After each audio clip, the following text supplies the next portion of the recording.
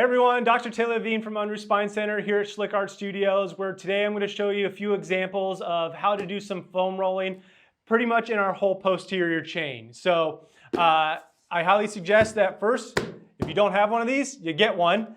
This is a little bit more of a firmer one. If you get the general foam rollers, the black ones are a little bit more firmer, the white ones are a little softer. If you are new to foam rolling, I highly suggest having a softer foam roller. If you're a pro or expert, a more firm one, you'll feel a deeper one. They do make the other ones with all the crazy ridges that can dig a little bit deeper, but for all intents and purposes, just a plain black one will be great for you. So let's get into it. So what we're going to do is we're going to start working on some mobilization of the upper and lower back. So what we're going to do is going to lay the foam roller flat on the ground, and all we're going to do is have it come up from behind from us, and we're going to just lean our low back into it and lean right back down into it. You'll take both hands, give yourself a nice big bear hug, and then you're just going to roll nice and easy up and down. You may feel and hear a couple pops that may be happening in that back there. And then what you can do from here is you can kind of lean one way and lean another way. And whatever area that you're finding that's a little bit tight on you, you can just kind of focus on that area. So for me, my left side's a little tight here today. So I'm just going to kind of focus right up in this area, kind of digging into that shoulder blade to help get some more mobility into this area.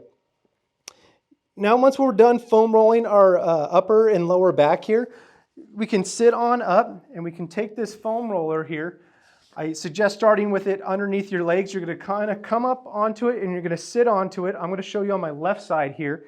And you're going to sit kind of at an angle here where your back part of your butt cheek is just sitting right onto that foam roller.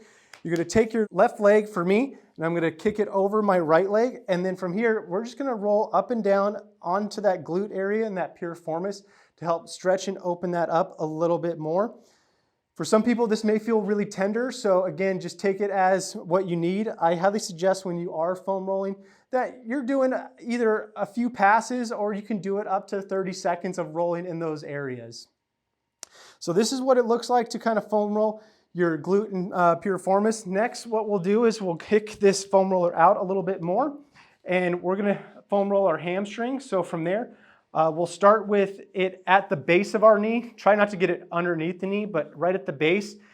And then we'll sit on up, and then we're going to kind of roll again, forward and back onto that hamstring. You can kind of angle your leg a little bit in, and you can kind of angle your leg a little bit out, and I'll hit a couple different of those muscle bellies in that hamstring. Next, what we'll do is we'll kind of get into our calf muscle now. So from there, we'll kick this out a little bit further.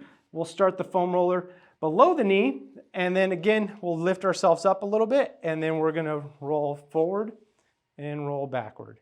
And then with the calf, there are a few different compartments. So what we can kind of do is kind of angle just a little bit and find all those little knots. If you are a runner or a cyclist, you know, something like this is going to be great to help mobilize those muscles, get those lactic acids out of those muscles, and allow you to have some better recovery.